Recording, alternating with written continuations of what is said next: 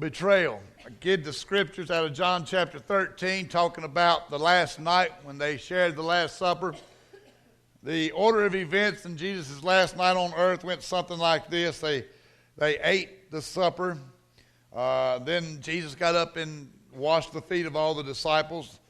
Right after the foot washing, Judas was singled out by Jesus when he gave him the sop, and he got up and left and betrayed Christ. Then they had communion service, which we will emulate here in a little while. Then after that, they went out and Jesus began to teach his disciples some very serious things, and because he knew it was his last few hours with them. Then they went out to the Garden of Gethsemane, in a night of prayer, great sweat drops of blood, you know the story. And then about that time, in the middle of the night, Judas shows up, kisses Jesus on the cheek, and they arrest him. What a night. You thought you had a busy day, huh? But we look at these events, understanding that when Jesus sits down with his friends and they eat this Last Supper together, all the mixed emotions that must have been going through his heart. As he knew he would never again sit with his disciples, but they didn't understand that.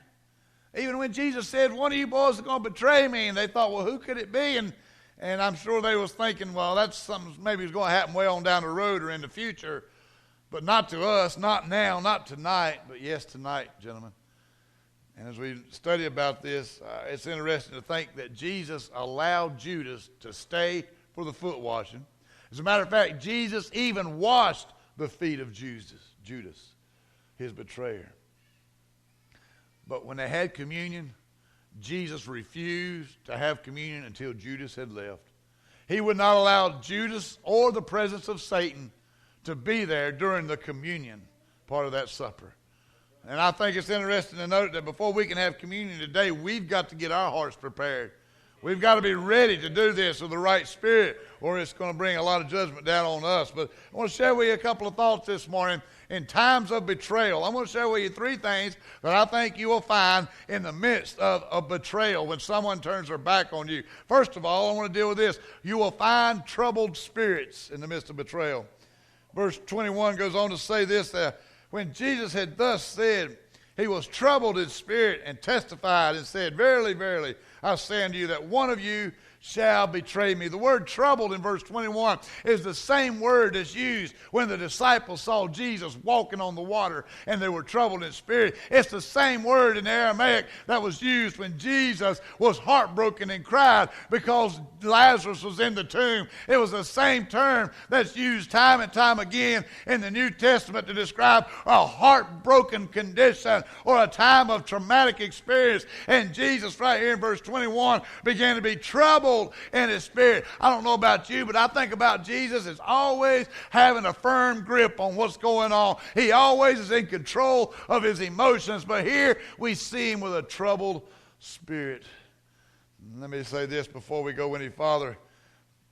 The disciples ran out on him in just a few hours from now, and before morning, even Peter denied Christ 3 times before the chicken started crowing. And I'm telling you, people, you never know until you've been put in a certain situation how you're going to react.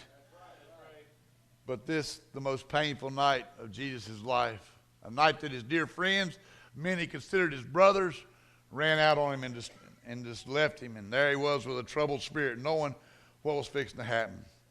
Jesus' troubled spirit, he says to him, verily, verily, I say unto you that one of you shall betray me. Because of Jesus' troubled spirit, it began to spread. Look at verse 22. And the disciples looked one on another, doubting of whom he spake. The disciples had a troubled spirit also. They had to examine themselves. Matthew 26:22 says, and they were exceedingly sorrowful, and each of them began to ask him, Lord, is it I? Every one. Matthew 26 says, every one of the disciples looked to Jesus and said, Lord, is it I? You know what the problem with the church today is? Whenever we think there's a betrayer in the midst, we're real quick to point out it's him, it's her, it's somebody else. Some of y'all sitting here this morning saying already, I wish so-and-so was here to hear that message that the preacher's giving. Let me remind you, I ain't preaching it for them. I'm preaching it for you, okay? Verily, verily, one of you shall betray me. And I believe today we're standing in the house of God, amongst the family of God, but that does not exclude us from being betrayed. I believe in my heart that every group of believers that assemble together has got a Judas in the mix. By the way, if Jesus couldn't pick out 12 guys without getting a betrayer, you think we're going to do any better?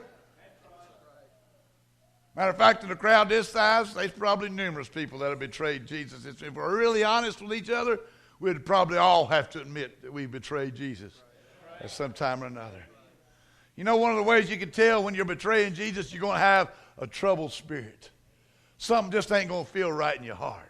When you lose that peace of God, and a lot of you know what I'm talking about because you're not experiencing the peace of God right now. When you lose that peace of God and it's a troubled spirit in your heart, it might be a way of saying you need to stop and examine yourself before you look too quickly at somebody else. And like these disciples done, they said, Lord, is it I? And today I'm going to ask every person in here to simply ask God that question. Is it me, oh Lord, that's betraying you today? Is it something in my life that I need to give up for you?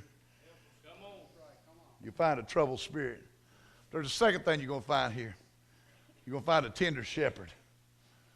Because in the midst of them all sits the almighty shepherd. Look at verse 23. Now there was leaning on Jesus' bosom one of his disciples whom Jesus loved. Look at the closeness there. Let me tell you something. Even though there are betrayers in the house of God, and probably in every church that's meeting across America today, there's a Judas in the mix, ours included. Expect we've got a handful of them. If we knew, we don't know, but God knows.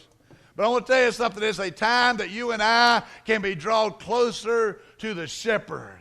Today we need to understand in a time when America is turning its back on God, in a time when churches are turning their back on Almighty Jehovah, that you and I need to go and crawl up close to God than we've ever been before. I need that closeness. The disciple whom Jesus loved, we know, was the Apostle John. And John laid upon the bosom of Jesus. He got close as he could to the Master. It's like John's getting so close to Jesus saying, I don't know if it's me or not, Lord, but I just want you to hold me.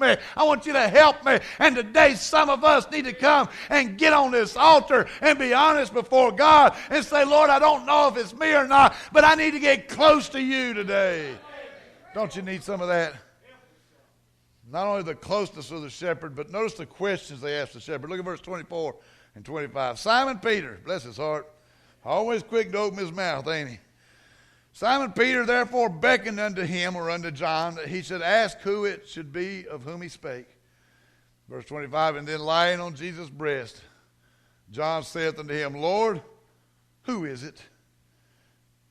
You ever got questions for God?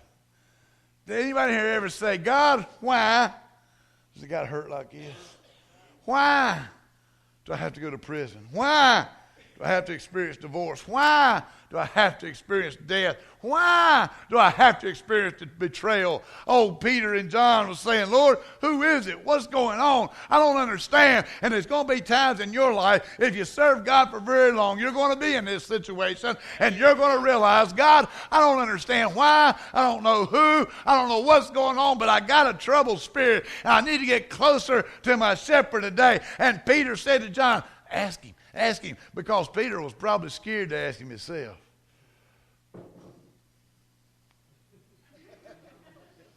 I think we got a church mouse back here. What's up here? Oh, yeah. Oh. Lord wants me to use this, I reckon. Who's asleep? I'll get you this morning, amen? But we want to talk about the closeness of the shepherd and the questions of the shepherd. But one of the most important things I can tell you about these questions is look in verse 26, his answer. Jesus answered, He it is to whom I shall give a sop when I have dipped it. And when he had dipped the sop, he gave it to Judas Iscariot, the son of Simon. Did they really understand Jesus' answer? I'm going to tell you, I don't think they did, because if they understood that Jesus said, Judas is the one who's going to betray me, Judas is the one that's going to have me put to death tomorrow, and he sopped that sop and gave it to Judas, I think that Peter would have stabbed Judas. Amen? I think we could trust Peter enough that he would have stuck old Judas with something. He had a sword on him because he used it a little bit later on, and I think the guys that went right over their head, they didn't understand what was going on. By the way, let me share this with you. The sop, it was a tradition in Israel's day or in Jesus' life. in Israel, that the host of the feast, when he would take the unleavened bread, which is kind of a very plain tasting bread, and he would sop it into this mixture of spices and raisins and figs, and he would mix it into that sop, and he would hand it to the guest of honor. The host would, by tradition, give the sop to one person, to the most honorable guest at the meeting or at the meal. And Jesus took the sop and he gave that position of honor to Judas.